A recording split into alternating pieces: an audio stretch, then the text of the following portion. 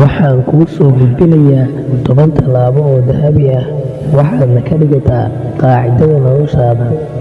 Midda koowaad, waxaad ahaataa qof mar walba dhanka wanaagsan wax ka eega, kana dheerow dadka dhanka xun wax ka eega, maxaa yeelay intaad iyaga la jirtid waxba ma hagaajinaysid weligaa.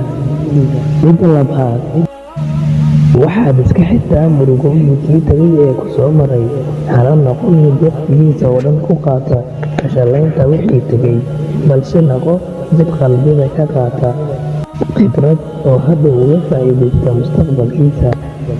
Midda saddexaad, marka la soo garaaco albaabka qalbigaaga, ha ku degdegin furitaankiisa oo u sug midka soo garaacaya ilaa uu kaaga cadaynayo dhab ahaanshaha jacaylkiisa.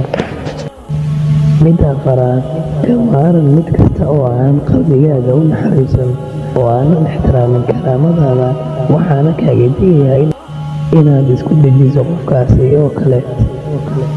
Midda shanaad, qofka aan akhlaaqda lahayn kula dhaqan adigoo akhlaaqdaada u wanaagsan ee asaga ha ku daysan. Midda lixaad, marka aadan ku qanacsanayn halka aad joogtid, halka asigoo ay joogaan dad maalin ku dhaawacay, si degdeg ah uga beddelo makaankaasi. Midda toddobaad, dadka ku duleeyay adiguna ku ciqaab aamusnaantaada, kuna dul ooy salligaaga, maxaa yeelay inaad salligaaga ku dul ooyso xilliga sujuudda ayaa ka khayr badan inaad ku dul ooyso barkintaada.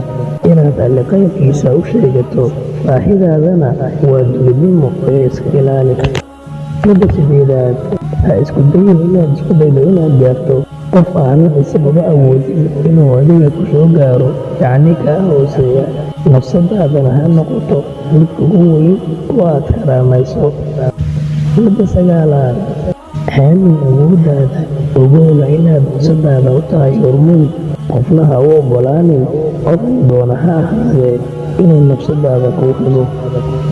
Midda tobanaad, ilin kasta oo ku sigantay inay soo daadato oo aad farxad ku beddeshay, waa gacan ku saacidi doonta oo galleygu kuu qarinayo.